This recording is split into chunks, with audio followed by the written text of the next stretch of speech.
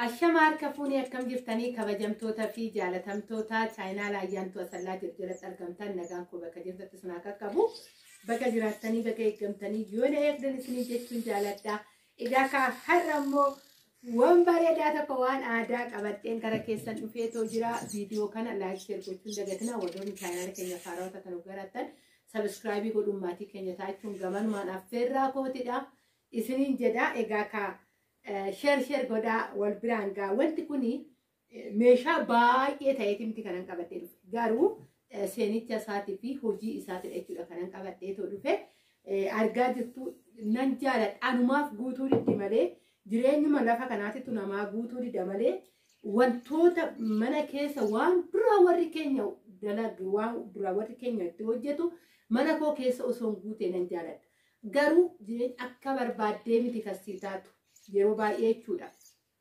Egaa kan dubartoonni baay'ee shamarranidha kan na hordofu waan ta'eef ni hubattu. Mana keessa akka barbaadde siif hin ta'u yeroo baay'ee jechuudha. Malee odoo waanuma jiru hunda mana keessatti wantoota akaakileen keenya akkoowwan keenya hojjetatanitti odoo mana keessatti guuttadhe dasna hidhatan gammada. Garuu waanan jaaladhu keessaa garuu anaa guutuu dhabuu waan baay'ee mana keessatti bitatte garuu waan jaaladhu harka koo keessatti galfachuuf yeroo dheeraatti furate garuu har'ammoo naaf mijatee bitadhe kana baay'ee itti gammade kana viidiyoo irraa hojjechuun qaba jedheedha jechuudha. Kanan kara keessan qabadhee too dhufe baay'een jaaladha. Keessattuu miidiyaawwan adda addaa irratti nan argaa namoonni mana ofii keessaa uffata qaban ani maaliifan bitachuu dadhabe inuma naa guutuu didee kana gubbaatti jechuudha. Inuma naaf na didaa yeroo baay'ee gabaa hundee waan baay'ee nan bitaa. Birrii kana caalu baasee nan galaa garuu kana bitachuu irratti baay'ee rakkadhe. Egaa ka warra keenya keessattuu ani mana akka ofiyyaatitti jechuudha. Marqaatitti nyaatamaa ishee xiqqoo tana dhadhaafaatti kan tanaa gadii fa'aatti dhadhaa bakfattee akka honteenya marqaa hoggaa namaa marqitu barbaree isarratti waliin geessee akkatti cororteetti naqatti. Dhugaa agarraa sammuu koo keessa daa'ummaa ta'e wanni ishiin gootu sammuu koo keessa taa'ee jira jechuudha. Nan jaaladha baay'ee shagloota kan akka beektan keessattuyyuu xibsiidhaaf kitifoodhaaf namni mana keessaa dhabu hin jiru yeroo kana jechuudha. Garuu duraan isa xibsii kitifoo kanaa miti warri keenya kan itti hojjetu qinceellee itti baasanii akkatti isarratti akkatti kanarratti qincee kana ol tuuranii dhadhaan kun immoo isarraa akkatti yaa'u kana sanin booda xuwween tun in calaqqisti akka badaa kanatti calaqqisti gizee san jechuudha. Dhadhaa dhugdee too calaqqisti bakka wanni gizee akkana rukutteeyyuu sagaleen ishii waan addaadha. Nan jaaladha akka maleetti garuu egaa ka dhadhaan akka isaanii sanitti jiraatee akkanattan carraqsaa akkanan godhaa marqeen nama nyaachisa jechuu koodhaa miti.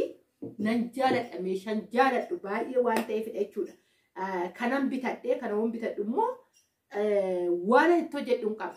Isa sanillee kan yeroo biraa walitti deebinaa maali garuu namni tokko meeshaa mana keessatti gaafa bitatu karoora tokkotti qaba.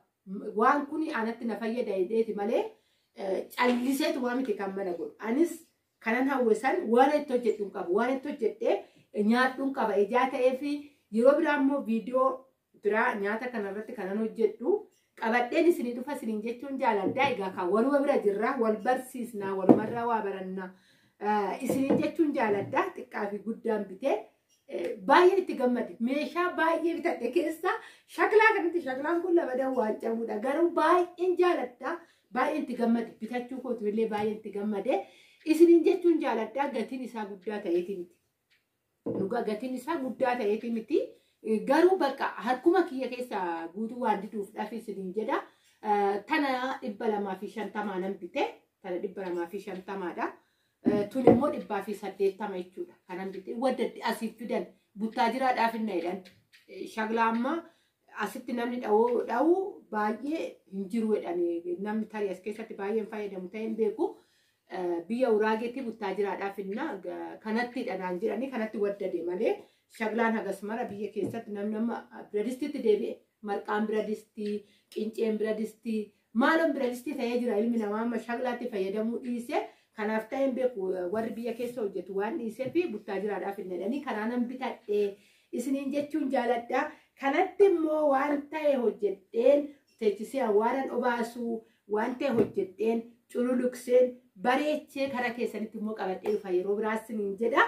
Egaa ka waan naan jettan hin beeku. Saanduqa koomentii jalatti tarii namni akka koo jaalatan dhugaa jiraatan namni shaglaa ani osoo naa mijatee dhugaa osoo naa mijatee bakka oddoo keessatti bootaa minijjaa ibiddatti bobeeffatan faa qopheeffadhee jechuudhaan baazawwan minijjaa ibiddatti bobeeffatanii kushiinaa keessatti hin qabu. Kushiinaa nan qaba garuu bootaa ibiddatti bobeeffatan hin qabu kushiinaa keessatti. Ani waan an hojjedhu hundaayyuu kasalaadha biddeen bichaa waan hidhaniin tolche jechuudha. Eelee laaqachiidhaan tolcha malee baay'ina osoo distii bitadhee marqaa soon marqu qincee soggaan godhu okkutee todoon hojjedhee na gammachiisa waan warra keewwatutti waan ta'eef iyyuu jechuudha. Garuu immoo akkuma isiniin jedhe akka barbaadde isiniin ta'u. Ani isa maal of tuulan kanaa miti kanaan ani barbaadu.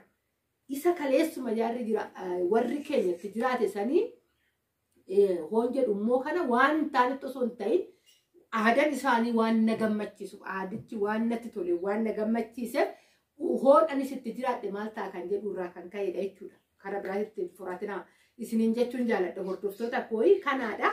Isa keessaadha kan akkas akka'e xaawwaa bitadhee galeetoo jira. Xuwwee fi xaawwaan garaagaraa immoo baay'izawwee xuwwee ishii okkotee xiqqoo sanidha. Xaawwaan immoo kanaadha jechuudha. Akka loqoda ho'itti akka arsititti. Isinis waan naan jettan hin beekun isiniin jechuu jaalladha. Kanaadha viidiyoon to'adha. Isinitti tolte sheer laayik gochuun dagatinaa. Warroonni immoo yaada qabdan jajjabinas gaariidhas lakki ani shumaayyuu jaaladhu warri tan soorata saanduqa koomentii jaatti sa'a 24 banaadha. Naateechisa koomentii keessa seeneen dubbifadha. Hundumaa ol koomentii baay'een jaaladha dubbifachuu natti tola koomentiiwwan waan ta'eefuun isiniin jedha. Hedduun isin jaaladha hedduun isin kabajaa bakka jirtutti nagaa ta'a. Ayyaanni ayyaana gaarii isiniif haa ta'u obboleewwan koo musliimaa guyyaa lammaffoo fi roobii keessaa guyyaa tokkodha ayyaanni bakka jirtanitti rabbiin isiniif haa ta'u isiniif maatii keessanii isiniin jedha nagaa ta'a.